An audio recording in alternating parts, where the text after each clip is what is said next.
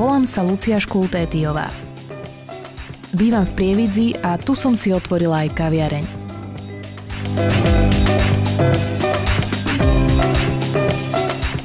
Rozhodla som sa podnikať, pretože som bola nezamestnaná.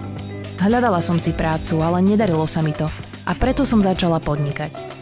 Som veľmi rada, že Ľudsku toto podnikanie nadchlo.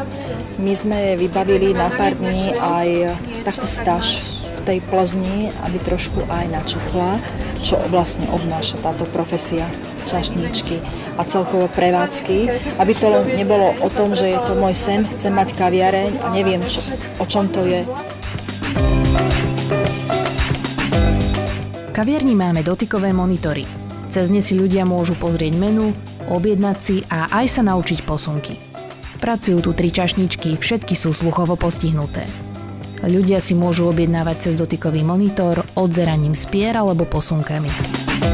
Nie je to jednoduché a kaviareň mám zatiaľ krátko, ale teším sa, že sa ľuďom v mojej kaviarni páči. Absolútne nebolo ľahké naučiť sa robiť kvalitnú kávu, pretože urobiť kávu a urobiť kávu takú, aby bola chutná a aby aj zaujímavo vyzerala, naozaj nie je jednoduché. Kaviareň Ušálky nájdete v Prievidzi na ulici Gustáva Švéniho 3. Máme otvorené od pondelka do piatka vždy od 8. do 6. a v sobotu do 1. Príďte k nám do kaviarne pochutnať si na kávičke. Teším sa na vás.